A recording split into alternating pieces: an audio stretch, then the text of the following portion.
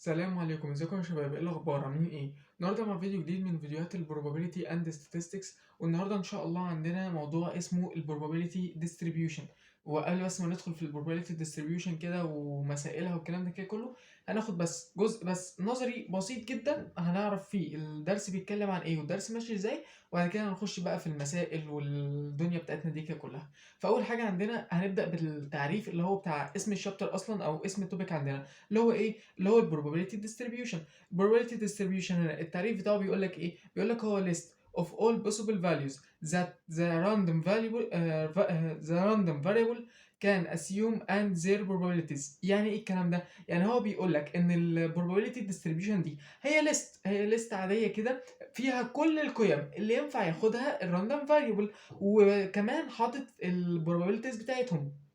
يعني ايه الكلام ده كده كله؟ يعني من الاخر كده البروبابيلتي ديستريبيوشن هي بروبابيلتي برضو عادي خالص، مفيش فيها اي مشكله. بس عندك الاكس هنا هو حاطط لها قيمه، يعني هو مديك البروبابيلتي من الاخر كده، يعني هو بيبقى مديلك البروبابيلتي بتاعت الاكس على طول من الاول كده. انت بقى هتعمل ايه؟ ده اللي احنا هنشوفه من المسائل بقى لما نيجي نحسب والكلام ده كده كله. بس اهم حاجه انك تكون عارف دلوقتي ان البروبابيلتي ديستريبيوشن هي ليست او قائمه كده بالكل القيم اللي ممكن ياخدهم الراندوم فاريبل. طيب انا عمال اقول راندوم فاريبل راندوم فاريبل راندوم فاريبل، ايه هو اصلا الراندوم فاريبل؟ اهو ده تاني تعريف، تعالوا نقرا. بيقول لك ايه؟ بيقول لك هو variable whose value is determined by the outcome of an experiment. يعني ايه الكلام ده؟ انت لو قريت كده الكلام حرفي هتلاقيه بيقول لك ان هو قيمه او يعني ناتج بيطلع من outcome عندك، من قيمه بتاعت تجربه. يعني من الاخر كده راندوم فاريبل ده قيمه بتطلع وهي قيمه بتتغير.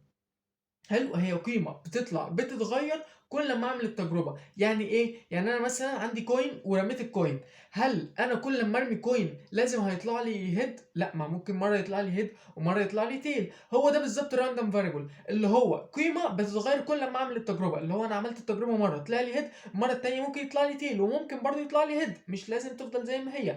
ذرة نرد اللي هي داي، رميت ذرة النرد، هل لازم مثلا اول مرة طلعت لي واحد، هل لازم كل مرة تطلع لي واحد؟ لأ، ممكن تطلع لي واحد، ممكن تطلع لي اتنين، ممكن تطلع لي تلاتة، أربعة، خمسة، ستة، زي ما احنا ما عارفين طبعًا. يبقى random variable زي ما قلت لكم دلوقتي إيه؟ هو قيمة بتتغير كل أما أجي أعمل التجربة، بس كده بكل بساطة. طيب أنا عندي الprobability distribution دي في منها أنواع، أو مش probability distribution بقى كمان، ده الrandom variable اللي هو حاجة جوه الprobability distribution في منه أنواع. طيب إيه هي الأنواع بتاعته؟ الأنواع بتاعته discrete random variable وcontinuous random variable. ايه ده وايه ده؟ الديسكريت باين من اسمه ان هو حاجه ديسكريت متقطعه. يعني ايه حاجه متقطعه؟ يعني من الاخر كده الديسكريت هو قيمه ما بتبقاش فراكشن، يعني 0 1 2 3 4 كده. يعني هو الديسكريت رقم معين محدد بعينه، هو ده كده الديسكريت. طيب الكونتينوس راندوم فاريبل ده عباره عن ايه؟ ده عباره عن الفراكشن بقى، يعني مثلا ايه ما بين الزيرو والواحد في ايه؟ لا ده انت في 0.1 0.2 0.3 وهكذا لغايه ما توصل لل1. وجوه ال 0.1 في 0.001، يعني جواها ارقام كتير، ملايين الارقام. ده اللي بيتعامل معاه الكونتينوس راندوم فاريبل. لكن الارقام الصحيحه او الريال نمبرز دي بيتعامل معاها الديسكريت راندوم فاريبل. طيب انا كاتب تحتها حاجتين، ايه هما الحاجتين دول؟ الحاجتين دي تطبيقات على الديسكريت راندوم فاريبل، اللي هم ايه؟ اللي هم على الديسكريت راندوم فاريبل الباينوميال ديستريبيوشن والباسون ديستريبيوشن. هنعرف الاثنين دول النهارده، يعني الباينوميال ديستريبيوشن دي هنعرفها النهارده والباسون ديستريبيوشن دي هنعرفها النهارده. طيب الكونتينوس راندوم فاريبل دي تحتها ايه؟ دي تحتها او من تطبيقاتها ايه؟ من تطبيقاتها النورمال ديستريبيوشن، ودي هتبقى الفيديو الجاي ان شاء الله. طيب انا في نوت كده بسيطه بس عايز اقولها لكم، ان القيم بتاعه البروبابيلتي ديستريبيوشن دي زي ما قلت لكم ان البروبابيلتي ديستريبيوشن هي عامله زي البروبابيلتي العاديه، فالقيم بتاعتها بديهي تطلع ما بين الزيرو وال1، ده اللي احنا عرفناه في الفيديو اللي فات.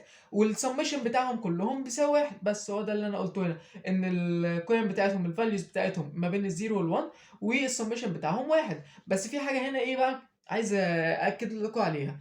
لو جالي في المساله بيقول لي at most، يبقى انا البروبابيلتي بتاعتي اوف الاكس، البروبابيلتي اوف الاكس ايه؟ اصغر من او تساوي النمبر، هتبقى ده كده الشكل بتاعها، لان ده النمبر اللي هو هيبقى مديهولك. طيب لو ات ليست هتبقى probability الاكس اكبر من او تساوي النمبر. يعني ده كده ممكن حد يجيبها بدماغه كده على طول، بس أنا قُلت أكتبها لكم عشان الناس اللي بتتلخبط ما بينهم.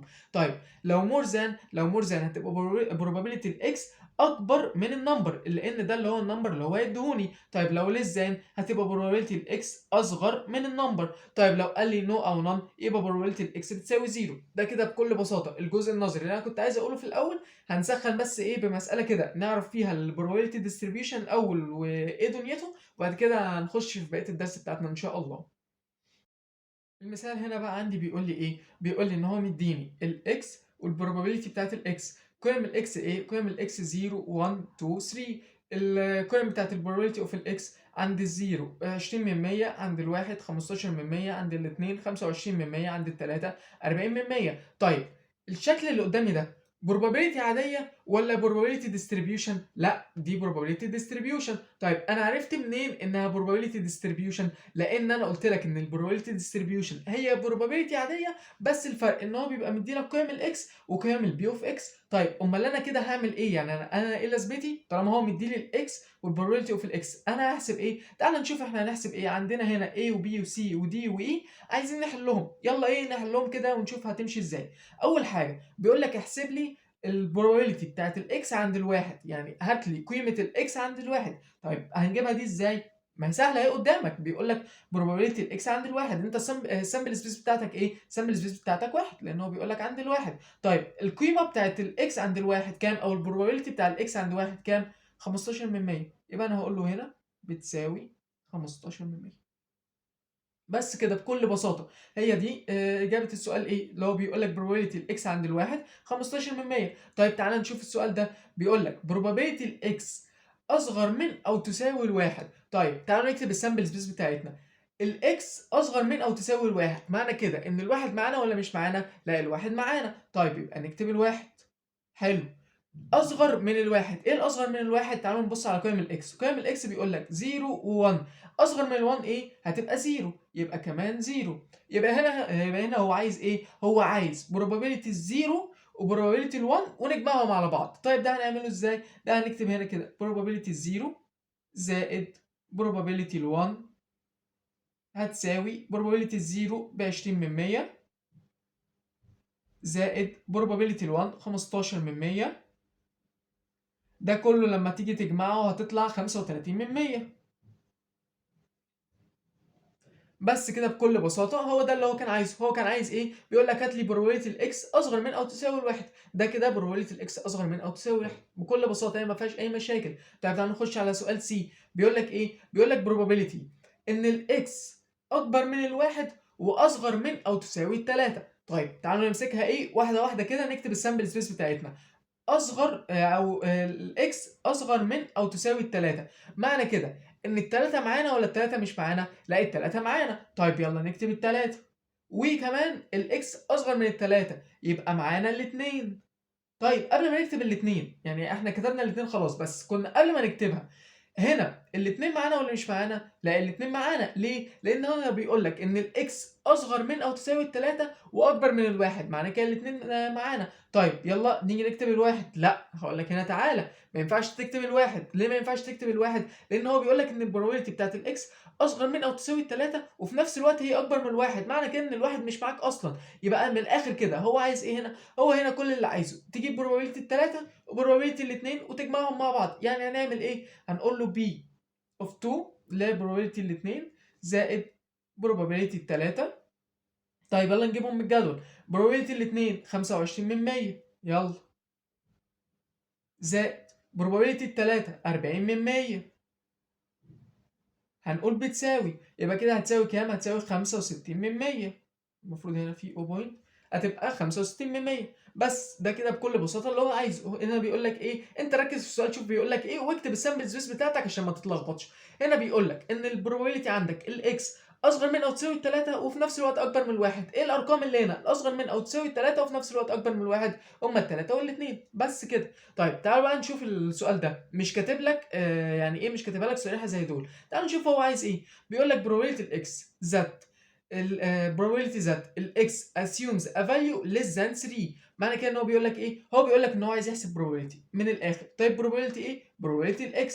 طيب الX هنا إيه دنيتها؟ بيقول لك الX less than 3. الx less than 3. يبقى دي هتتكتب ازاي؟ هتتكتب الx less than 3 اللي هي x كده less than 3 كده.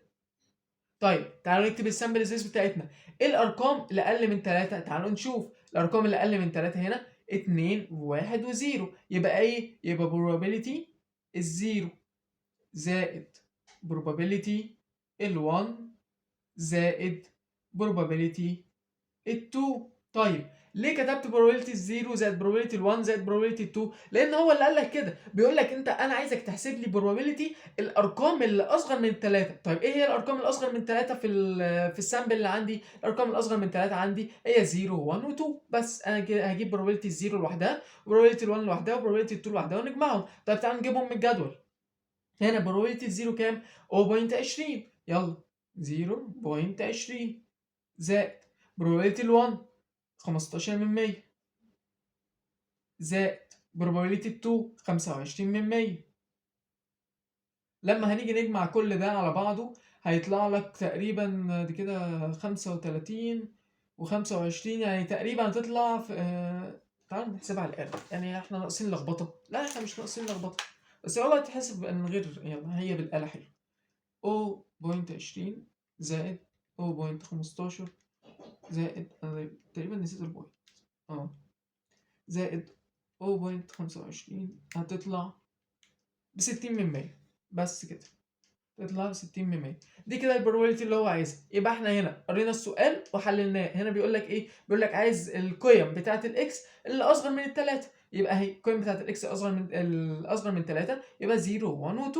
طيب حلو قوي. تعالوا بقى ايه نشوف السؤال اللي بعده. بيقول لك هات لي probability الاكس that assume a value in interval from 0 to 1. معنى كده ان 0 to 3 قصدي from 0 to 3. معنى كده ان الزيرو معانا؟ معنى كده ان الزيرو معانا. طيب ال 3 معانا؟ 3 معانا. طب تعالوا نكتبها في شكل probability. يلا probability ايه؟ بيقول لك انترفال.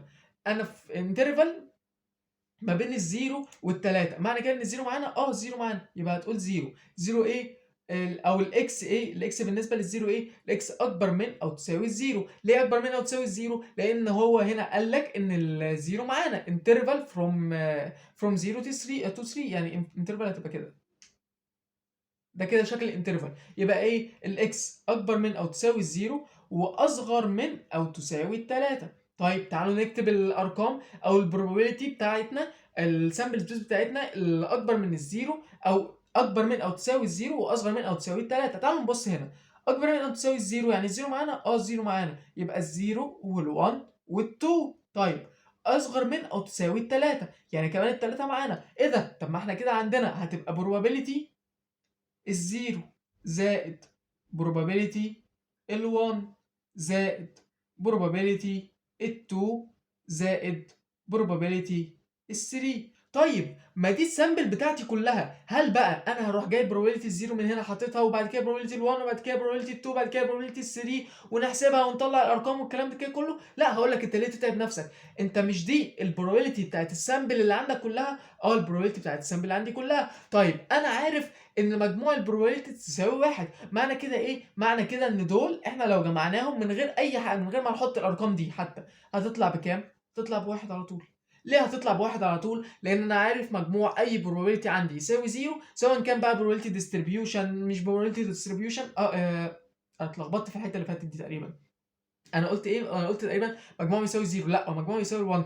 مجموع اي probability عندي تساوي 1، سواء كانت probability distribution او مش probability distribution. مجموع اي probability ايه تساوي الواحد الصحيح. عشان كده احنا قلنا probability الزيرو زائد probability ال1 زائد probability ال2 زائد probability ال3 اللي هي السامبل اللي عندي كلها مجموعهم هيساوي 1. بس ده كده بكل بساطه مثال ايه انا حبيت ادخل بيه كده اعرفكم بيه البروبابيلتي ديستريبيوشن الدنيا فيها ماشيه ازاي. طيب هل البروبابيلتي ديستريبيوشن فيها مين؟ يعني ما هو واضح، ما انا كاتبها اصلا. يعني واضح انها فيها مين وفاريانس وستاندرد ديفيجن. طيب ايه هو المين هنا وايه هو الفاريانس وايه هو الستاندرد ديفيجن؟ اولا كده المين هنا بيترمز له برمز الميو او الاي اوف اكس. دول كده الرمزين بتوع المين. طيب يا عم ايه هو القانون بتاعك بتاع المين من الاخر كده؟ بيقول لك هو بيساوي السمشن بتاع الاكس في probability الاكس. يعني ايه؟ يعني انا هنا انا لو عايز احسب المين هنا هروح اعمل ايه؟ اروح جايب كل اكس في البروبابيلتي بتاعتها واجمعهم. بس ده كده بكل بساطه المين. يبقى المين هنا احنا بنرمز له يا اما برمز الميو يا اما الاي اوف الاكس بالطريقه دي، وهو القانون بتاعه بيساوي السمشن كل قيمه في البروبابيلتي بتاعتها، بس الاكس في البي اكس. ده كده بكل بساطه المين. طيب الفاريانس بقى وما ادراك ما حكاوي الفاريانس. ايه قانون او ايه، سيبك من قانون الفاريانس دلوقتي. ايه الرمز بتاع الفاريانس؟ الرمز بتاع الفاريانس هنا هيبقى سيجما سكوير. طيب الفاريانس هيساوي ايه؟ هيساوي سمشن. استعدوا بقى عشان ايه الفاريانس طويل كده. الاكس سكوير في probability الاكس ناقص الميو سكوير.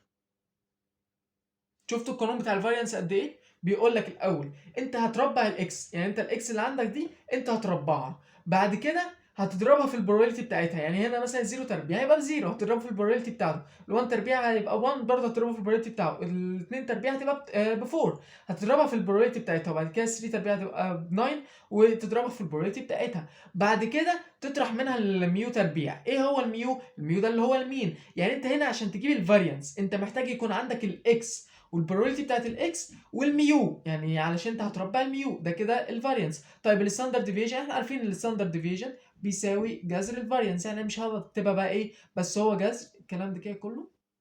لو هتجيبه تحطه تحت الجذر هيطلع لك الستاندرد ديفيجن. وانا قلت لكم زي في الفيديو الاولاني اللي هو ايه، طلع الناتج من هنا وبعد كده حطه تحت الجذر هيجيب لك الستاندرد ديفيجن على طول. يبقى كده احنا عندنا في البروبابيلتي ديستريبيوشن بنقدر نعمل ثلاث حاجات. بنقدر نحسب المين، بنقدر نحسب الفاريانس، وبنقدر نحسب الستاندرد ديفيجن. ده بعيدا عن البروبابيلتي اللي احنا بنحسبها هنا عادي.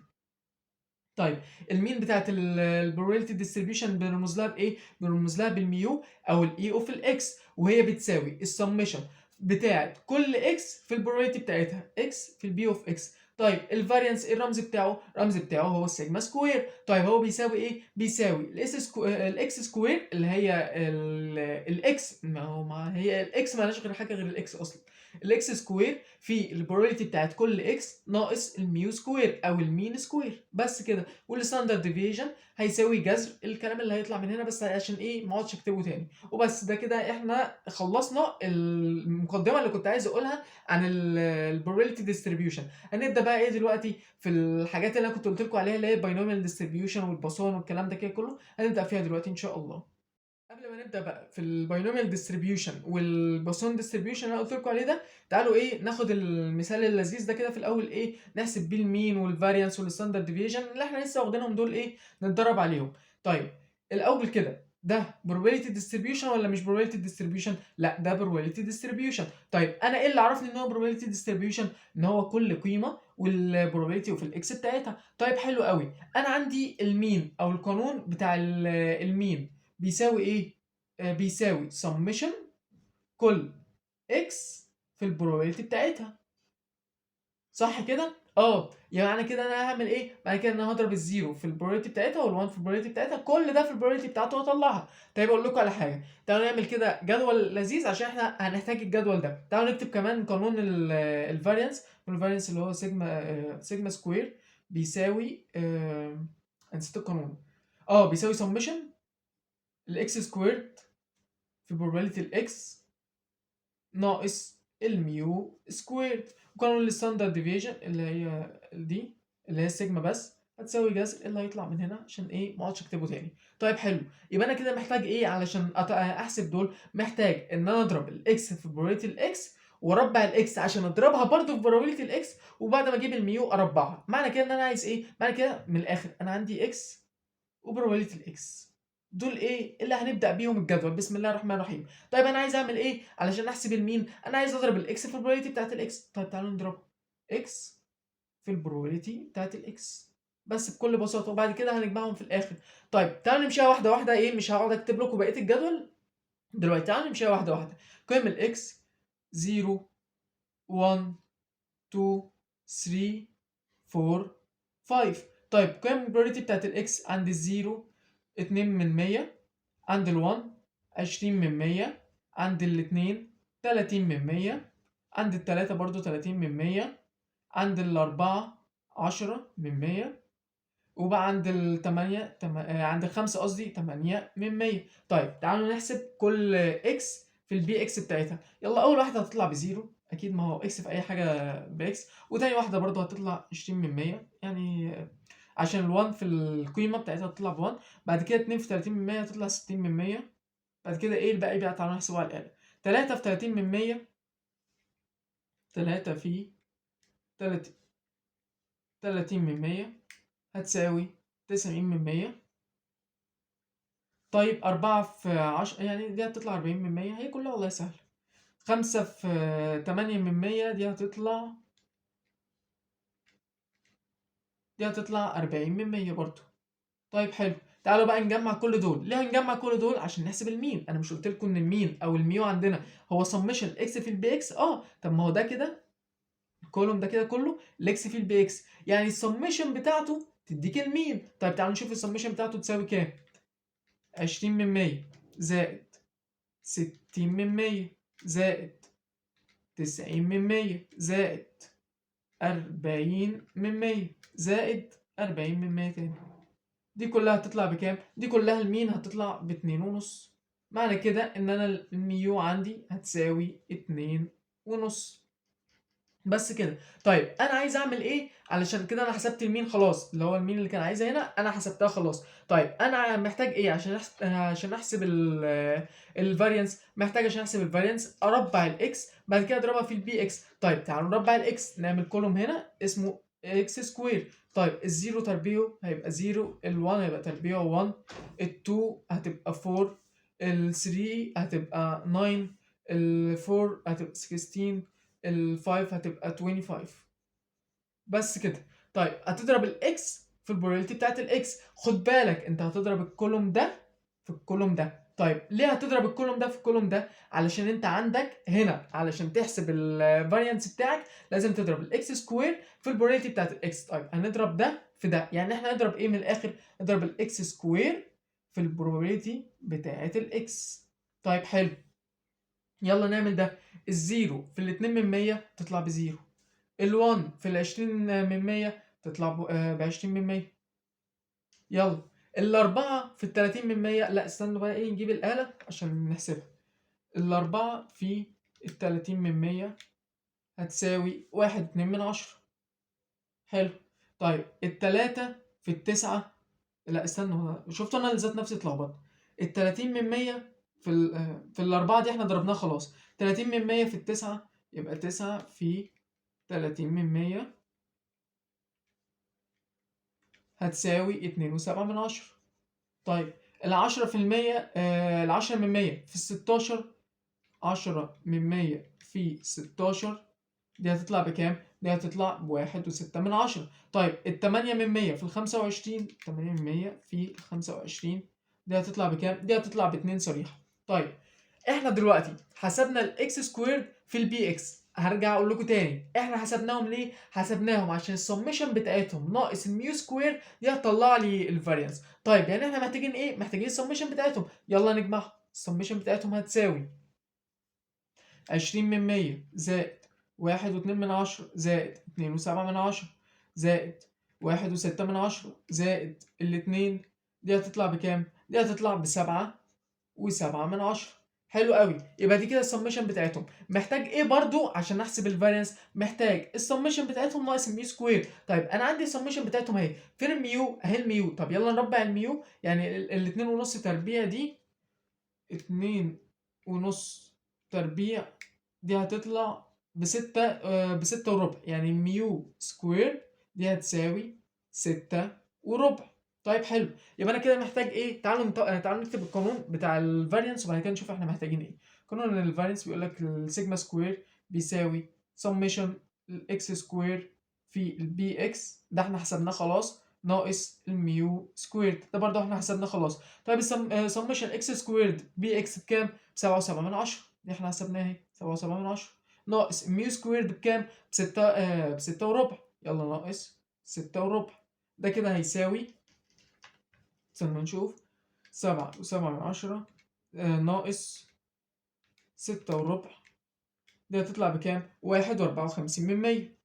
1.54. هات الجذر بتاعها بس ده كده خلاص ال1.54% ده الفارينس بتاعك، لكن الستاندرد ديفيشن هو بيساوي جذر 1.54%، اللي هو هيساوي 21%. بس ده كده بكل بساطة كان التطبيقات اللي على اسمه ايه ده البروبابيلتي ديستريبيوشن عندنا، اللي هو المين والفارينس والستاندرد ديفيشن، وخدنا عليهم مثال طويل عريض اهو. يعني هو من الاخر كده لما يجي يقول لك احسب لي المين والفارينس والستاندرد ديفيشن بتاعه بروبابيلتي ديستريبيوشن، او حتى مش بروبابيلتي ديستريبيوشن، اعمل جدول لطيف زي ده فيه الاكس والبي اكس والكلام ده كده كله، عشان ايه؟ يسهل عليك الدنيا. يعني انتوا شفتوا هنا الجدول اللي احنا ما تعبناش لما حطينا اكس وبي اكس جنب بعض، وبعد كده جينا ضربناهم كانت سهله، وبعد كده ربعنا الاكس سكوير، وبعد كده برضو جينا ضربنا الكولوم ده مع الكولوم ده، الدنيا كده سهله. لكن انت لو ما حطيتش الجدول ده وبتاع وقعدت تحسبها خطوات والكلام ده كده كله،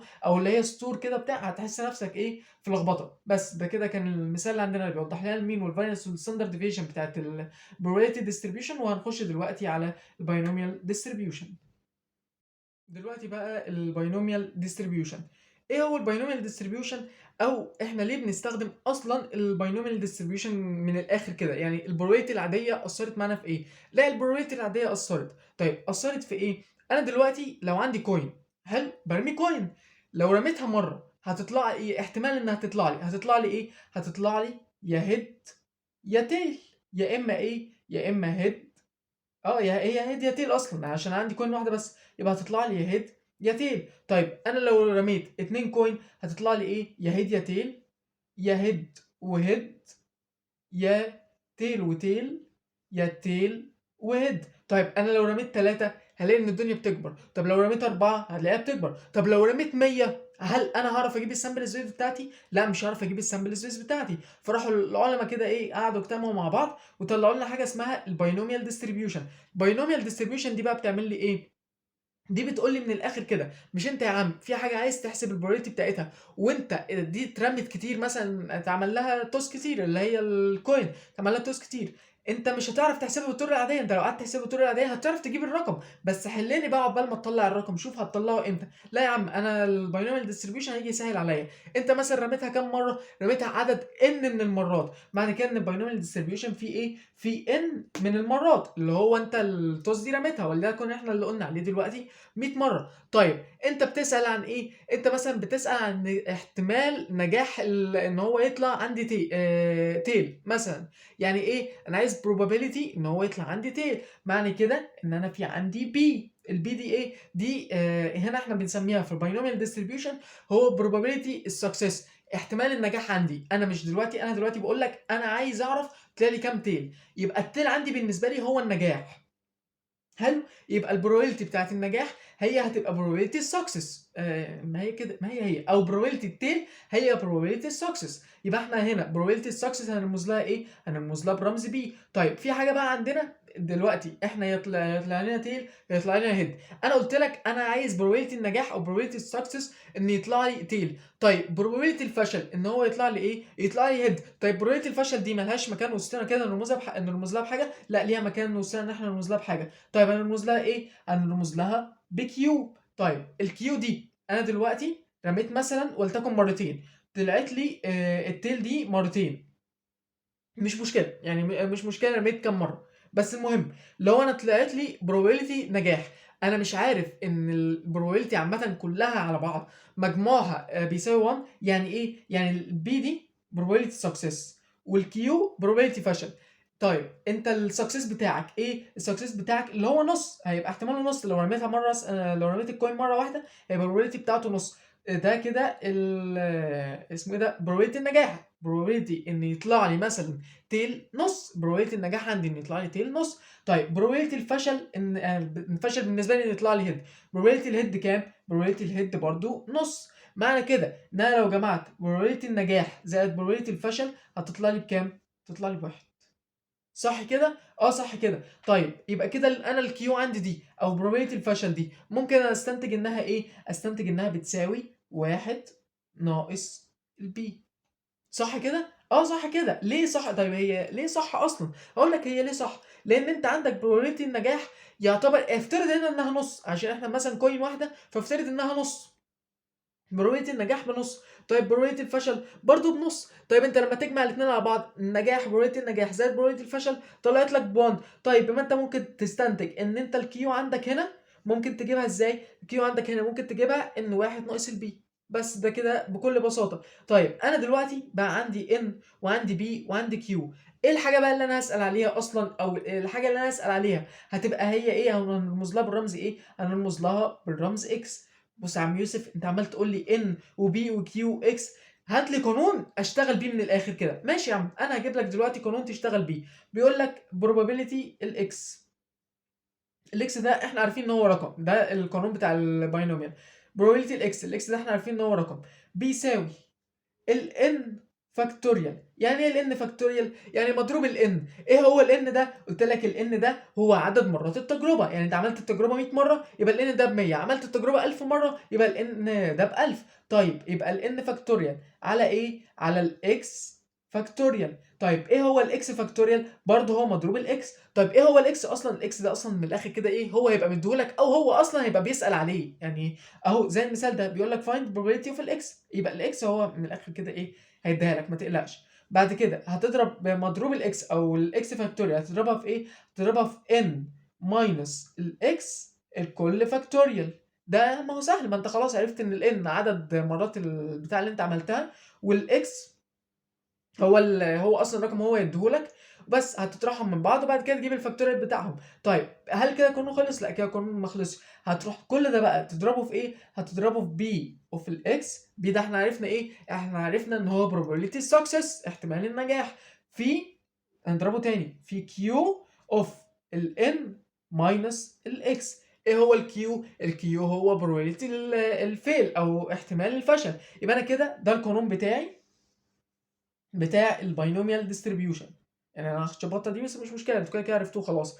ان الان فاكتوريال اوفر الاكس فاكتوريال في الان ماينس الاكس فاكتوريال في probability يعني بي اوف اكس في كيو اوف ان ماينس اكس. بس ده كده القانون بتاعي. انا عارف ان انتوا دلوقتي طبعا تايهين، وايه اللي هو بيقوله ده وايه العك ده، انت لخبطتنا معاك في حته بالذات ايه؟ البي وكيو دي. انا حاسس ان في ناس دلوقتي اتلخبطت كتير في حته البي وكيو.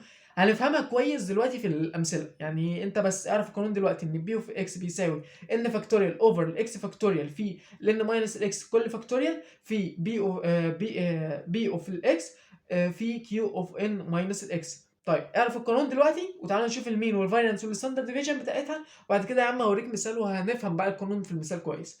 الميو بتاعتها بنرمز لها ايه؟ برضو الميو هنا المين قصدي بنرمز لها برمز ايه؟ بنرمز لها برمز الميو. دي بتساوي الان في البي. بس كده بكل بساطه. طيب الفارينس بنرمز لها ايه؟ الفارينس بنرمز لها بالسيجما سكويرد، ودي بتساوي الان في البي في الكيو. بس طيب الستاندرد ديفيجن اكيد هنرمز لها بالرمز سيجما. انتوا خلاص عارفين طبعا الكلام ده، فانا ايه بجري فيه بسرعه بقى. السيجما هتساوي جذر الفاريانس اللي هو جذر ان في بي في كيو. بس ده كده بكل بساطه باينوميال ديستريبيوشن، القانون بتاعه والمين بتاعه بيتحسب ازاي والفاريانس بيتحسب ازاي والستاندرد ديفيجن بتاعه بيتحسب ازاي. تعالوا بقى ايه نخش على اكزامبل 1 عندنا. اكزامبل 1 بيقول لك find probability of الاكس equal 2. يبقى كده هو اداني الاكس. الاكس عندي بتساوي كام؟ الاكس عندي بتساوي 2. طيب فور باينوميال راندوم فاريبل، يعني هو هنا اصلا بيقول لك ان هو في الباينوميال. يعني شوف هو كمان مستجدع معاك وقايل لك ان هو في الباينوميال. بعد كده ممكن ما يقولكش على فكره، عشان ما تعتمدش ان هو دايما هيقول لك في الباينوميال. بعد كده اصلا انت مش هتشوف شكل المسائل دي. شكل المسائل دي انت لو هتشوفه في ام سي كيو اصلا. يعني شفت هو سهل ازاي؟ هتشوفه هو سهل ازاي. بيقول لك فور باينوميال راندوم فاريبل with n equal 10 وبروبابيلتي 0.1. يعني بيقول لك ايه؟ بيقول لك الان بتساوي 10 والبي بتساوي 0.1. طيب تعالوا نكتب القانون. القانون بيقول لك ايه؟ بيقول لك probability الاكس بتساوي الان فاكتوريال في الاكس فاكتوريال في ان ماينس الاكس الكل فاكتوريال في probability او البي اوف الاكس في كيو اوف ان ماينس اكس. ده القانون بتاعنا. احنا عارفين من القانون دلوقتي الاكس والان والبي. كده انا ما عرفتش الكيو. طيب ليه انا ما عرفتش الكيو؟ انا ما عرفتش الكيو لان هو مديهولك. طب تعالوا نقرا المساله تاني كده. مفيش كيو. ايه يا عم يوسف انت هتضحك علينا؟ لا انا مش هضحك عليك، هو مديلك الكيو بس انت مش واخد بالك منه. يعني مش واخد بالك منه، انا مش جيت قلت لك هنا ان الكيو بتساوي 1 ناقص البي، لان probability السكسس زائد probability الفيل ايكوال 1. معنى كده ان الكيو عندي هنا هتساوي 1 ناقص 1 من 10. دي هتساوي كام؟ هتساوي 9 من 10. معنى كده المفروض دي 9 من 10، مش عارف كتبتها كيو ليه. المهم ان هي دي ايه؟ 9 من 10. يبقى انت كده اصبح عندك الاكس واصبح عندك الان والبي والكيو، ده كده ايه؟ تعويض مباشر. بس قبل ما نعوض تعويض مباشر انا بس عايز اقول لكم على حاجه. انت المساله عندك في الباينوميال ديستريبيوشن اهم حاجه يديها لك فيها الان والبي. يعني لازم انت بتدور كده، انت بتقرا كده المساله، انت بتدور على ان، لان ده عدد صحيح، والبي ده عدد فراكشن. انت بتدور على الاثنين، اول ما تلاقي الاثنين خدهم واطلع بره المساله، خلاص انت مش محتاج حاجه تاني. يعني دول اهم حاجه عندك، الان والبي. باينوميال ديستريبيوشن بيعتمد اعتماد كلي على الان والبي. ليه الان والبي؟ لان الان هو عدد مرات التجربه، مفيش حاجه هتديها لك، والبي البي هتجيب منه كيو، فالبي طبعا كده ايه؟ مهم. يلا نعوض بقى ايه تعويض مباشر هنا في القانون. يبقى البروبابيلتي اوف الاكس بتساوي الان فاكتوريال. الان هنا بكام؟ الان هنا ب 10، يبقى 10 فاكتوريال على الاكس فاكتوريال اللي هي 2 فاكتوريال في الان ماينس الاكس 10 ناقص 2 اللي هي 8 فاكتوريال. مش اكيد مش لازم اكتب 10 ناقص 2 يعني. بعد كده في بي اوف بار اكس. البي هنا بكام؟ البي هنا بواحد من 10، بتكتب هنا 1 من 10 اوف بار اكس. الاكس بكام؟ الاكس ب 2 يبقى اوف بار 2 في الكيو. الكيو بكام؟ اهو انا بطبق القانون، انا بحل على القانون عادي. كيو بكام؟ قانون كيو ب 9 من 10، تكتب 9 من 10 اوف بار ان ماينس الاكس. ان ماينس الاكس كام؟ 10 ناقص 2 اوف بار 8. دي هتساوي، تعال نجيب الآلة بتاعتنا ايه ونحسب. يلا بيقول لك 10 فاكتوريال. 10 فين بقى الفاكتوريال؟ فاكتوريال انت بتكتب شيفت بعد كده. انا مش عارف الآلات كلها ماشيه على الآلة بتاعتي دي ولا لا، لان الآلة اللي معايا دي غريبه اصلا. فيعني المهم ايه؟ انك تدور على الاكس اللي جنبها العلامه دي. بصوا الاكس اللي جنبها علامه التعجب دي، يبقى شيفت والاكس اللي جنبها علامه التعجب دي كده الفاكتوريال. يبقى 10 فاكتوريال على 2 فاكتوريال في 8 فاكتوريال. بعد كده تضربها في 0.1 كل اوف بار 2 في 0.9 اوف بار 8 ايكوال. كده انا كتبت حاجه غلط. بس كده، بس كده. يعني هو بس كان ايه ناقص علامه الضرب دي، كنت نسيت اكتبها. يبقى الناتج عندك طلع في الاخر ايه؟ 0.1937. بس ده كده بكل بساطه المثال ده. المثال ده احنا في الاخر كده يعني من الاخر كده احنا عملنا ايه؟ هو مدينا الاكس ومدينا الان والبي جاهزه، انا جبت الكيو من البي اللي هي 1 ناقص البي وعوضت تعويض مباشر في القانون طلعت لي. طيب هل المسائل دي هي اللي هتجيلي في الامتحان؟ لا المسائل دي مش هتجيلك في الامتحان بكل بساطه. طب انت ليه بتعشمني وبعد كده بتغدر بيا؟ لا مش بعشمك وبغدر بيك، انا بس ايه بوريك المساله يعني ايه شكلها بيبقى ازاي، او انك تدرب ايدك عليها. طيب المساله دي ممكن تيجي في ايه؟ المساله دي ممكن تيجي في ام سي كيو، ما تجيش في اكتر من كده. طيب ايه بقى اللي بيجي اللي احنا هنشوفه دلوقتي؟ دي بقى نوعيه المسائل اللي بتيجي اللي هي ايه، ما تتخضش بس كده ايه من شكلها، ده انا كده مختصرها كمان عن اللي الدكتور كاتباه. حلو. دي بقى ايه من الاخر كده، هو بيجيب لك مساله مكتوبه كده، انت المفروض تطلع تستنتج منها ايه. يلا افتكروا انا قلت لك اول تدور على الان والبي. اول ما تلاقي ان والبي خدهم من المساله واجري، انا مش عايز منك حاجه تاني، انا عايز منك الان والبي في المساله بتاعت الباينوميال ديستريبيوشن دي بس. انا محتاج الان والبي. طيب تعالوا نقرا ونطلع الان ونطلع البي ونشوف اصلا دي باينوميال ديستريبيوشن ولا مش باينوميال ديستريبيوشن. انتوا من الاخر كده الباينوميال ديستريبيوشن الحاجه اللي هتميزها هتلاقي رقمين. يعني دي بقى ايه بصمجه من الاخر كده، اللي هو ايه اللي حد عايز يبصمجها. هتلاقي رقمين في المساله عندك، واحد عدد ريال او عدد ما فيهوش كسر، وواحد عدد كسر. طلع العدد اللي ما فيهوش كسر ده هيبقى الان، والعدد اللي فيه الكسر هيبقى البي وبس. يعني انت طلع يعني غلبت في المساله مش عارف هي باينوميال ديستريبيوشن ولا مش باينوميال ديستريبيوشن. انت لو لقيت عدد ريال اللي هو من غير كسر وعدد بكسر طلع الاثنين وبس كده، خلصت على كده. طيب تعالوا نقرا ونشوف. بيقول لك a professional basketball can make a free throw on a given trail with probability equal to 8/10. يبقى هو هنا بيقول لك إيه، بيقول لك بُص واضحة أهي، بيقول لك probability equal 8/10. يبقى دي كده هتكون إيه، قُلت لكم حتى لو حد عايز يبصمجها، الرقم الكسر ده الB، يبقى كده الB ب8/10. حلو، يبقى أنا كده ناقص لي إيه، ناقص لي الN وهاخلع من المسألة أصلًا. بيقول لك إيه and he shoots for free throws.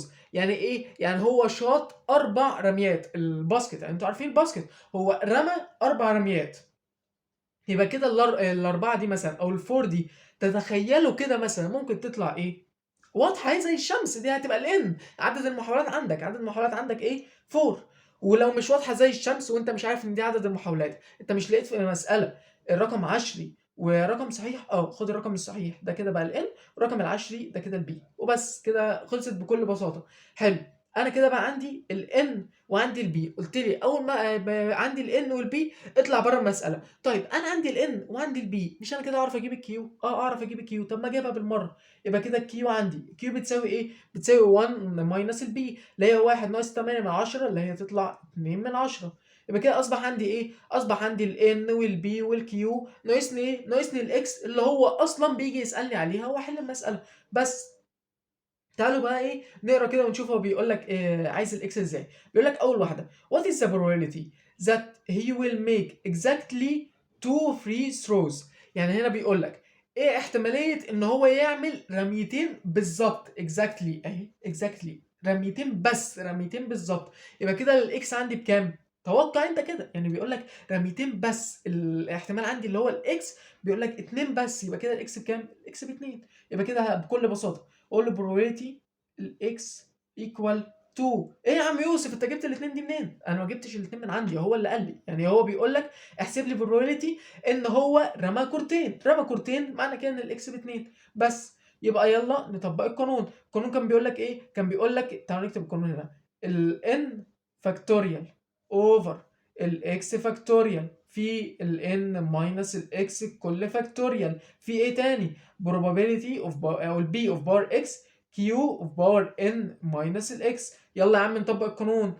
ال n فاكتوريال، ال n انا طلعتها بكام؟ ال n طلعتها ب4، يبقى هنا 4 فاكتوريال على ايه؟ على x فاكتوريال. الاكس بكام؟ الاكس شوفوا انتوا كده الاكس بكام؟ يعني ما هي واضحه، هو بيقول لك الاكس ب2 اصلا، يبقى على كام؟ على 2 فاكتوريال افتح قوسين. ال n minus الاكس، ال n بكام؟ ال n ب4 والاكس ب2 يعني 2 فاكتوريال تاني اللي هي ال n minus x 4 ناقص 2 بتساوي 2. بس كده بكل بساطة يعني. بعد كده في ال b of power x، ال b بكام؟ ال b أنا مطلعها هنا ب8/10. يلا 8/10 of power x of power 2. يلا بعد كده ال q of power n minus x، ال q بكام؟ ال q أنا مطلعها ب2/10. 2/10 of power n minus ال q اللي هي of power 2 برضو. تعالوا نحسبها بقى على الآلة كده. يلا هنكتب هنا كام؟ نكتب هنا 4 فاكتوريال على 2 فاكتوريال في 2 فاكتوريال. بعد كده هنا 8/10 في باور 2 في 2/10 2/10 في باور كام؟ في باور 2 برضو. بس أنا نسيت إيه، عملت كارثة هنا، كتبتها 8 مش كتبتها 8/10. هتساوي كام؟ هتساوي الرقم ده، تعالوا إيه نكتبه كده زي ما هو، أنا مش هنطقه كمان. بس ده كده اللي هو كان بيسألني عليه، اللي هو probability إن الإكس بتساوي 2. إحنا حطينا الإكس، يعني إحنا عرفنا كده إن هي exactly 2 معنى كده إن الإكس ب2 وخلاص. أنا جايب الN والB والQ وعوضت بيها تعويض مباشر وخلاص. تعالوا بقى إيه نشوف يعني إيه، نشوف اللي بعده ده كده بيقول لك إيه. B عندك هنا بقى بيقول لك إيه؟ بيقول لك probability that he will make at least one free throw. يعني إيه at least one free throw؟ أقول لكم على حاجة، يبقى كده أهو من الآخر probability x. طيب أنا هاعمل إيه بقى؟ بيقول لك at least one free throw. يعني إيه؟ بصوا أنا السامبل سبيس بتاعتي هنا كام؟ السامبل سبيس بتاعتي مش ال n ب4؟ يبقى السامبل سبيس بتاعتي 0. السامبل سبيس دايما بتبدأ ب0 حلو؟ لغاية الرقم اللي هو بتاع ال n 0 1 2 3 4. دي السامبل سبيس بتاعتي. بيقول لك ايه؟ بيقول لك هات لي probability ان هو عمل اتليست على الاقل كوره واحده صح او رميه واحده صح، على الاقل واحده، يعني يا واحده يا اتنين يا تلاته يا اربعه، صح كده؟ اه صح كده. طيب انا دلوقتي انا عرفت هي هتبقى ايه، هتبقى probability 1 زائد probability 2 زائد probability 3 زائد probability 4، صح؟ اه طيب صح. طيب انا هكتبها ازاي هنا بقى؟ هكتبها ازاي probability؟ لازم اكتب رمز.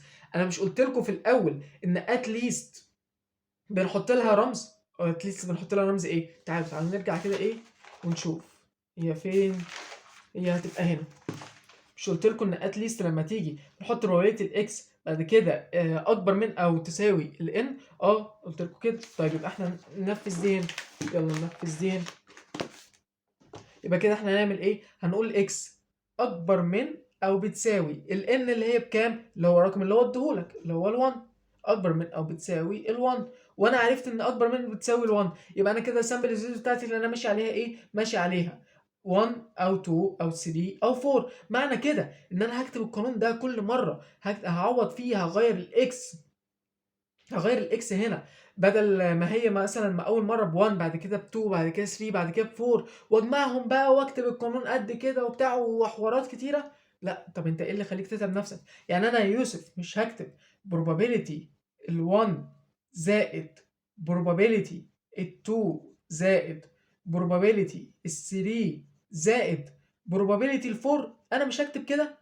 انا قلت لك انك مش هتكتب كده؟ لا انا ما قلتلكش انك مش هتكتب كده، بس الطريقه دي متعبه. يعني ايه الطريقه دي متعبه؟ يعني انا كل مره هغير هنا الاكس، بدل ما هي مثلا ب1 هخليها ب2 هخليها ب3 هخليها ب4. طيب اقول لك على حاجه، ما تزود عليهم كده probability الزيرو.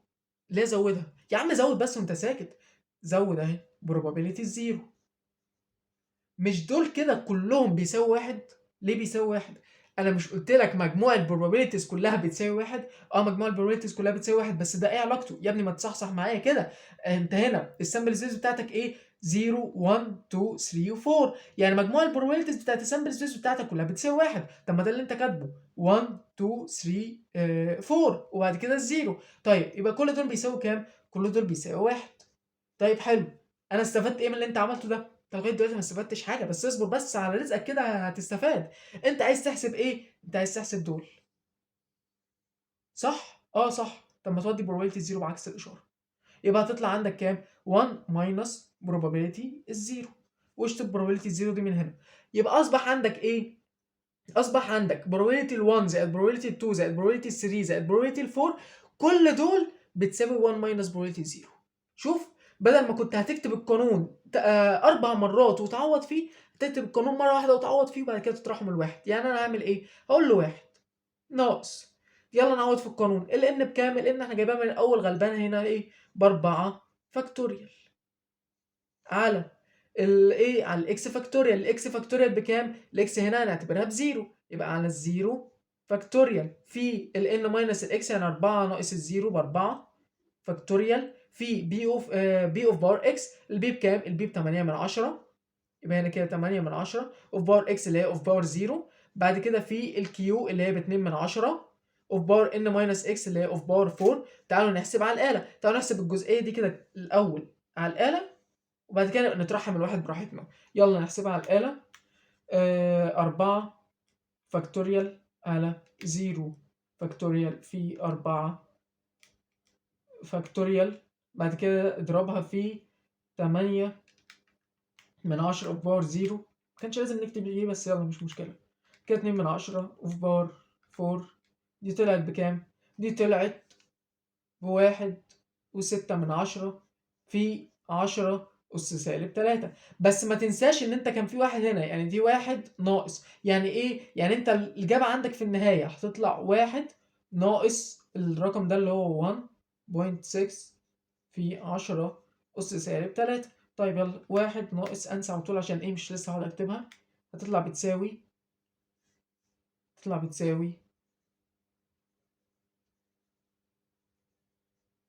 الرقم ده اللي هو 9000 من 100 وبتاع. لا لا، مهم ايه؟ ان هو الرقم ده 0.9984.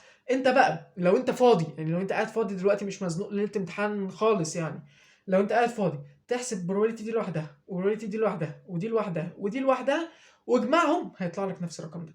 وانا عارف انا بقول لك ايه. وبس ده كده بكل بساطه كان عندنا الباينوميال ديستريبيوشن ومثالين عليه، وفهمنا الفكره بتاعت اللي هي ايه، لو يعني زود البروبابيلتي بتاعته وديها الناحيه الثانيه اللي انت مش عايزه عشان مجموع البروبابيلتي بتساوي واحد بتاع، اللي هي الفكره بتاعت السؤال الثاني دي. وبس في بقى حاجه ايه، في برضو حاجه فكره حلوه كده.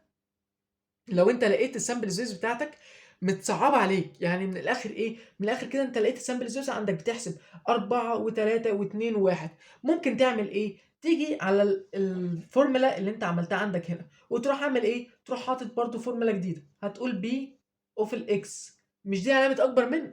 خليها اصغر من. هل في هنا يساوي؟ لا هنا هنا في يساوي، يبقى ما تحطش يساوي، بعد كده احط الواحد. يبقى اصبح عندك دي بتقول لك ايه؟ بتقول لك انها probability الارقام اللي اصغر من الواحد. ايه الارقام اللي اصغر من الواحد؟ هي الزيرو، يبقى هتطلع probability الزيرو. لا ثواني انا كنت المفروض انا واحد ناقص. حلو، انا بقول الواحد راح فين، انا كنت فاكر ان انا كاتبه.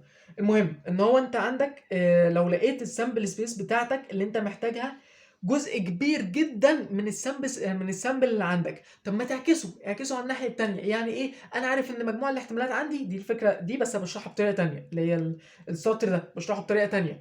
انا عارف ان مجموع الاحتمالات عندي بتساوي واحد، انا عارف كده كويس. طيب انا ممكن اعمل ايه؟ هقول له واحد ناقص بي اوف الاكس وشوف العلامه هنا ايه واعكسها. يعني العلامه هنا اكبر من خليها اصغر من، هنا في يساوي ما تحطش يساوي. طيب العلامه هنا لو كانت اصغر من خليها اكبر من، في يساوي حط يساوي. اقول لك على حاجه، انت اتلخبطت من الحته دي ولا اكنك شفتها؟ اعمل لها سكيب في الفيديو، ولو اتلخبطت ترجع شوف بس ايه الحته دي تاني لو اتلخبطت منها، واعمل سكيب للحته دي وخلاص كده. ايه، شكرا، على كده خلصنا الباينوميال ديستريبيوشن.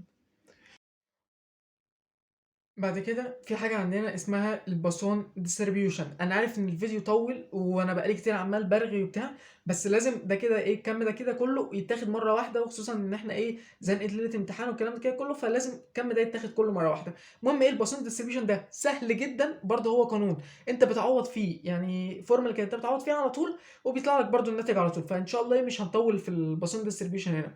الباسون ديستريبيوشن هنا من الاخر كده هو بيجي يحسب لك ايه، انت بيبقى في عندك معدل حلو، حاجه ماشيه بمعدل. يعني ايه؟ يعني مثلا الطلاب بتدخل، حلو، الطلاب بتدخل، انا بقول ان معدل دخول الطلاب 5 طلاب كل دقيقتين، تمام؟ يبقى كده في عندي معدل. المعدل ده احنا بنحسبه ازاي في البروبابيلتي عندنا؟ بنحسبه عندنا بالقانون بتاع العالم اللي اسمه باسون، اللي هو ايه، قانون باسون ديستريبيوشن. طيب ايه هو باسون ديستريبيوشن؟ او زي ما قلت لكم هو بيمشي معدل. يعني ايه؟ هتلاقي حاجه بير حاجه، يعني مثلا ايه، هتلاقي 2 بير مانثs مثلا، تمام؟ مانثs تقريبا باليو، ما علينا. المهم ان هو هتلاقيه معدل في المساله عندك. يبقى اول ما تلاقي معدل في المساله عندك، لو هو ما قالكش انك في باسون ديستريبيوشن، يبقى انت كده خلاص عارف انها معدل، يبقى انت في باسون على طول، هتروح تطبق قانون باسون. طيب ايه هو قانون باسون؟ بيقول لك probability الاكس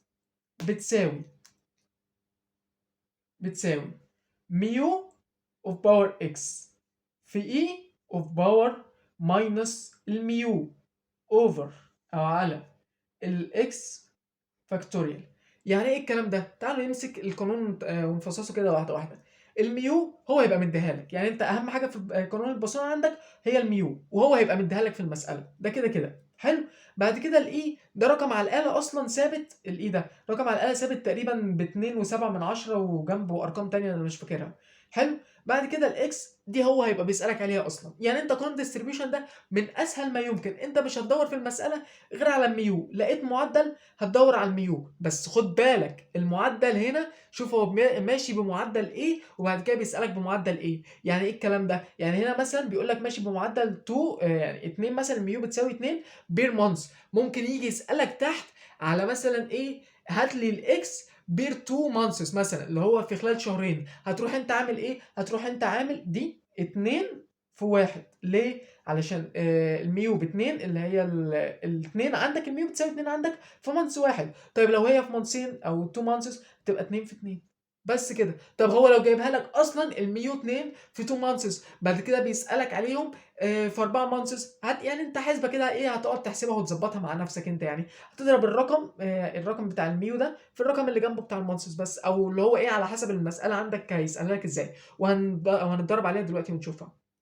اهم حاجه بس تكون تدور على الميو وتاخد بالك هو كاتب لك الميو فوق بايه وتحت بيسالك عليها بايه، وبس كده. طيب هي فيها مين؟ هي فيها مين، ما هي واضحه اهي، الميو هي المين اصلا، صح كده؟ صح كده. طيب فيها فاريانس؟ فيها فاريانس. طيب الفاريانس هنا بقى بيساوي ايه؟ هنا المفاجاه بقى، الفاريانس هنا بيساوي الميو. ايه ده؟ يعني ايه الفارينس بيساوي الميو؟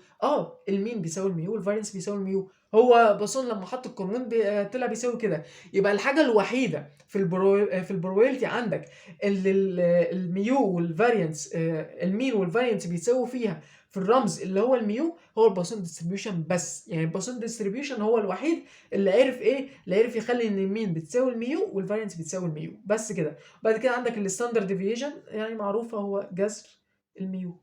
بس هو جذر الفالنس يعني جذر الميو. بس ده كده الباسون ديستريبيوشن. شفتوا سهل ازاي؟ الفورمولا بتاعته ميو اوف باور اكس في اي اوف باور ماينس الميو على اكس فاكتوريال. تعالوا بقى ايه نحل، هما سؤالين هنحلهم على السريع وخلاص. انا كده كنت شطبت الفيديو وهسكت خالص لان انتوا زهقتوا مني اصلا. يلا نشوف. بيقول لك ايه؟ بيقول لك ذا افريج. ايه ده؟ معدل. يلا نكمل. ذا افريج نمبر اوف ترافيك اكسيدنت اون هاي واي، معدل الحوادث عندك على الطريق السريع از 2 بير ويك. خدتوا بالكم؟ 2 بير ويك. يبقى انا عندي هنا الميو على طول. يلا ده تصدقوا ده هو كاتب لي اصلا الميو، يعني والله هو راجل جدع، هو راجل جدع كاتب لي على طول ايه الميو اصلا. بس يلا انا هكتبها مش مشكله اكني ما شفتهاش. يلا الميو او المعدل بيساوي 2 بير ويك. يلا حلو، خليك فاكر انها 2 بير ويك. بعد كده نمبر اوف اكسيدنتس فلوز تتبع باسون. يعني هو هنا اصلا قايل لك انها بتتبع باسون with ميو ايكوال 2، يعني هو هنا كمان ايه مديلك الميو. يعني من الاخر بيقول لك حل، يعني ما تتعبش دماغنا كتير. طيب حلو قوي. اول حاجه بيسالك على ايه؟ بيقول لك probability no accident. no accident انا قلت لك ايه؟ no او none، حط الاكس بزيرو. يبقى هو بيسألك عن probability ان الاكس بتساوي 0 during ايه بقى؟ during 1 week. بير ويك 1 ويك. يبقى ايه؟ الميو عندنا ثابته زي ما هي. يبقى تعالى طبق القانون على طول. القانون مكتوب فوق فانا مش هكتبه تاني. ميو بيقول لك ايه؟ القانون بيقول لك ايه؟ بيقول لك ميو اوف باور اكس، ميو ب 2 اوف باور اكس يعني اوف باور 0 في الاي اوف باور ماينس ميو اوف باور ماينس ال2 اللي هي الميو على الاكس فاكتوريال اللي هي الزيرو فاكتوريال. حتى يجي يقول لي هنا انت هتيجي تقسم على زيرو ده ايه اللي انت بتعمله ده؟ انت مجنون ولا ايه؟ اقول لك لا اصبر بس، فاكتوريال الزيرو بواحد. يعني ما تقلقش احنا مش بنقسم على الزيرو، اكيد انا مش هوصل ان انا اقسم على الزيرو يعني. تعالوا بقى ايه نحسب على الاله ونشوف. 2 في باور 0 في اي اوف باور ماينس 2. الاي بتيجي منين؟ الاي بتيجي الفا مع العلامه اللي تحت دي. برضو شوفوا الالاتكم ايه عشان الاله دي غريبه. المهم ايه تطلع لك ايه في الاخر؟ اوف باور ماينس 2 على الزيرو فاكتوريال. واللي ما يعرفش يطلع مثلا الفاكتوريال او الاي يصور لي الاله ويبعتها لي على الاكونت بتاع تحت الجذر وانا هقول له يعملها ازاي. دي هتساوي اهو، ده الناتج اللي هيطلع لنا. بس نكتب كام؟ اكتب على قد ما تقدر.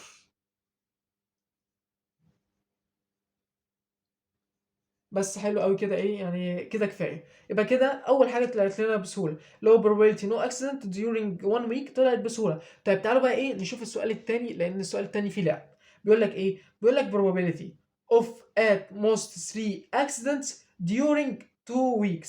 تعالوا بقى ايه نفصصها كده واحده واحده. بيقول لك at most احنا قلنا ايه؟ مش هرجع بقى للورقه اللي فاتت تاني.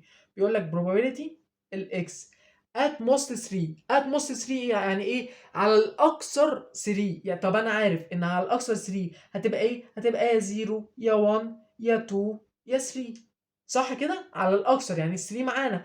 طيب دي تتمثل ازاي بالرمز؟ انا كده كده قايلها لكم في الاول ان الرمز بتاعها هيبقى الاكس اصغر من او تساوي ال 3. صح كده؟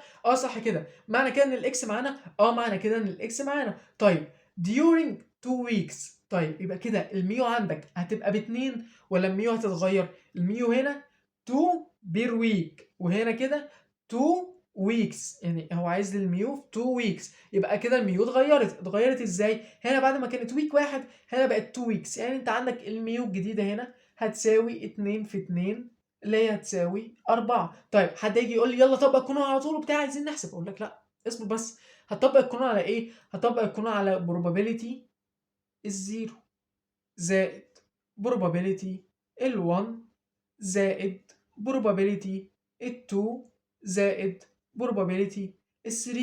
طيب ايه يا عم يوسف، ما فيش حاجه كده زي بتاعت المره اللي فاتت اللي هو تقول لي 1 ناقص على طول كده وتحسبها بتاع؟ اقول لك ما انت اصبر. انت عارف اقصى عدد للحوادث؟ لا انت مش عارفه، او انت مش عارف السامبل اللي عندك كلها، يعني انت السامبل لسه مفتوحه. حلو.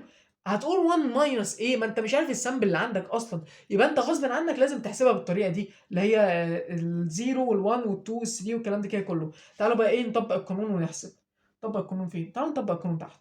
الميو عند القانون بيقول لك ايه؟ بيقول لك ميو اوف بار اكس في اي اوف بار ماينس الميو على الاكس فاكتوريال. يلا نطبق القانون. الميو عندك الجديده بقت بكام؟ بقت ب4. ليه بقت ب4؟ لان هنا 2 ويكس والميو اللي هو كان مديلك في المساله بويك 1. يلا نحسب الميو. هتبقى القانون هيقول لك تعالى نكتب على طول مش هكتب القانون. يبقى هتبقى 4 احنا عند الزيرو هنا اشطب الكلام ده كده كله. احنا عند الزيرو يبقى 4 اوف باور 0 اي اوف باور ماينس 4 اوفر الزيرو فاكتوريال زائد الأربعة اوف باور 1 اي اوف باور ماينس 4 برضو. ليه اوف باور ماينس 4؟ لان هي اوف باور ماينس ميو على ال1 فاكتوريال. يبقى احنا كده ايه بنغير اللي هنا واللي هنا. يلا 4 كملوها انتوا بقى، ما انتوا خلاص عرفتوها يعني. بقى اوف باور 2 اي اوف باور ماينس 4 على ال2 فاكتوريال زائد 4 اوف باور 3 اي اوف ماينس اي اوف باور ماينس 4 على 3 فاكتوريال. لما تيجي تحسب كل ده على الآلة، عشان ايه دي كتابتها طويلة على الآلة فأنا جبت لكم الناتج على طول، تطلع 0.433471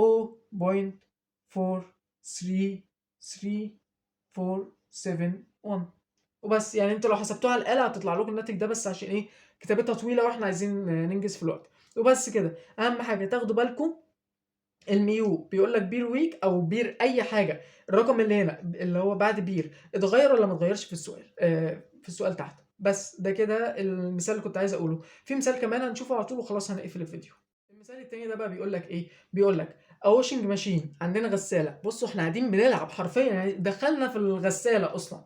بيقول لك with an average of breakdown، افريج بتاع بريك داون، افريج اللي هي بتبوظ من الاخر كده، اوف 3 تايمز بير مانث. خدوا بالكم قابلت بير يبقى انا كده شغال فين؟ في باسون. يبقى كده الميو عندي بكام؟ الميو عندي ب3. ليه الميو عندي ب3؟ لان هو قال لك 3 تايمز، يبقى الميو بتساوي 3. طيب بيقول لك باي يوزنج باسون، شفتوا يعني بعد ما احنا عرفنا انها باسون اصلا عشان هي مكتوب بير، وبيقول لك برضو انها يوزنج باسون. find the probability that during the next month this machine will. وبعد كده عندنا السؤالين دول. معنى كده ان هو بيقول لك during the next month، هنا الميو عندك بير مانث. حلو. بغض النظر بقى المانث ده، المانث اللي انا فيه، المانث اللي فات، المانث اللي جاي، المانث اللي بعد سنه، المهم ايه ان هو مانث. هل هو هنا قال لك في الاخر during the 2 months مثلا، او اللي هو ايه غير عدد المانثs؟ لا هو مانث واحد. يبقى انا هتعامل بالميو انها ميو كده بتلاتة، ولا هغير ميو؟ لا انا هتعامل بميو انها تلاتة. ليه مش هغيرها؟ لان هو اصلا ماليش حاجه انها تتغير. بس تعالوا بقى ايه نشوف هنا. بيقول لك find the probability that exactly two breaks downs، يعني هي بالفعل اتعطلت مرتين. معنى كده ان الاكس بقت بكام؟ exactly، يبقى حط الرقم اللي بعد exactly على طول، الاكس بيساوي الرقم ده. يبقى هنقول البي اوف الاكس ايكوال الرقم بيساوي كام؟ 2. يلا طبق القانون. القانون كان بيقول لك ايه؟ بيقول لك الميو اوف باور الاكس. يلا الميو اللي هي ب3 اوف باور اكس اوف باور 2 اي اوف باور ماينس ميو واي اوف باور ماينس 3 اوفر الاكس فاكتوريال الاثنين فاكتوريال. يلا قالتنا الجميله فين؟ هي راحت فين؟ اهي. يلا 3 باور 2 في اي اوف باور ماينس 3 اوفر الاثنين فاكتوريال هتساوي الرقم ده 0.2240. طيب يلا بعد كده نشوف دي. بيقول لك at most one breakdown. يعني ايه at most one breakdown؟ يعني معنى كده احنا عندنا السامبل، عندنا اعتبر ان الميو ده اكبر عدد في السامبل. حلو. يعني عندي 3 بس لأ ما تعتبروش عشان ما حدش يعممها على الفيديو على اللي فاتت، مش مشكلة. at most one breakdown يعني إيه؟ يعني على الأكثر هتبوظ مرة واحدة، معنى كده إنها هتبوظ مرة واحدة أو مش هتبوظ خالص، صح؟ إحنا دايمًا في الprobability بدايتنا الزيرو، أي sample بدايتها الزيرو، هو بيقول لك يا إما تبوظ مرة واحدة يا إما ما تبوظش خالص. طيب دي هتتكتب إزاي؟ أو at most دي بتتكتب إزاي؟ قُلنا إن إحنا بنكتب b وفي الx بعد كده بنحط العلامة إيه، بنحط إن الX أصغر من أو تساوي الN، الN هنا بقت بكام؟ الN هنا بقت 1. بس يعني الatmost والكلام ده كده كله أنا قايلها لكم في أول الفيديو، ارجعوا وراجعوا عليها لو احتجتوها تاني. حلو؟ يالّا إيه الأصغر من الواحد؟ الأصغر من الواحد الواحد والزيرو، أصغر من أو يساوي الواحد، الواحد والزيرو، يبقى هتحسب probability الزيرو زائد probability ال1. يالّا probability الزيرو يبقى هنقول إيه؟ هنقول 3 power 0. ليه 3؟ لإن هو الmu. يعني خلاص أنتم المفروض تكونوا حفظتوا القانون بقى، لو ما حفظتوش ارجعوا شوفوه برضه، مش هاكتبه تاني. بعد كده e of power minus 3 over اشطبوا الكلام ده over الكام؟ over الزيرو فاكتوريال، قلنا الزيرو فاكتوريال ب1 زائد probability ال1 يبقى 3 of power 1 e of power minus 3 over ال1 فاكتوريال. يلا نحسب كل ده على الآلة. يلا 3 of power 0 بعدها ايه بص عليه ده e of power minus 3 على 0 فاكتوريال زائد 3 of power 1 e of power minus 3 اهو انا بكتب اللي مكتوب ده على 1 فاكتوريال هتساوي 0.1991.